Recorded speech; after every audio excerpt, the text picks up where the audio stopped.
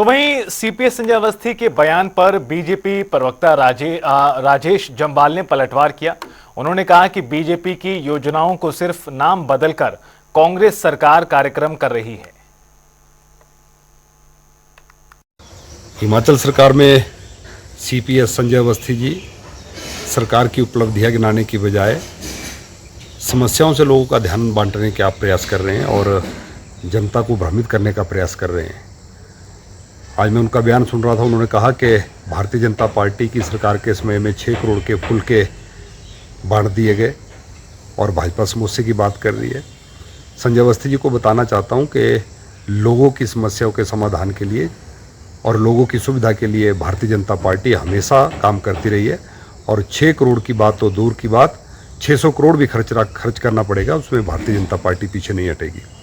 आप भ्रष्टाचार से और ऐसे मुद्दों से जनता का ध्यान हटाने का प्रयास कर रहे हैं। अब 20 रुपये का 10 रुपये का समोसा 20 गुना कीमत में खरीदने के बाद समोसे की सीआईडी जांच और विकास के नाम पर 2 वर्षों में कुछ नहीं। भारतीय जनता पार्टी की सरकार की योजनाओं का नाम बदला जा रहा है। आप जनमंच का जिक्र कर रहे हैं, जिस जनमंच के माध्यम से भारतीय जनता पार्टी की जयराम जी की सरकार के समय में 50,000 से ज़्यादा समस्याओं का समाधान हुआ था। सरकार का मंत्री जिला मुख्यालय पर जाकर, हर विधानसभा क्षेत्र के मुख्यालय में, गांव में जाकर लोगों की समस्याओं को सुनता था और मौके पर ही समाधान होता था। अगर वहां पर लोगों के लिए भोजन की व्यवस्था की गई तो उसकी भी कांग्रेस पार्टी जो है आलोचना कर रही है और खुद मुख्यमंत्री जी के लिए लाए गए समोसे अगर खा लिए गए तो उसकी सीआईडी जांच की जा रही है और जांच की रिपोर्ट भी तुरंत आ रही है।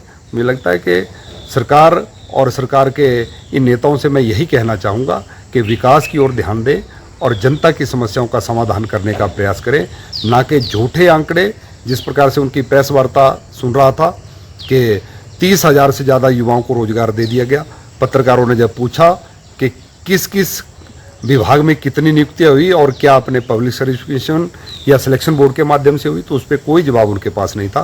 कुल मिलाकर झूठे आंकड़े पेश करके जनता का ध्यान बांटने का प्रयास जो है वर्तमान की कांग्रेस की सरकार कर रही है।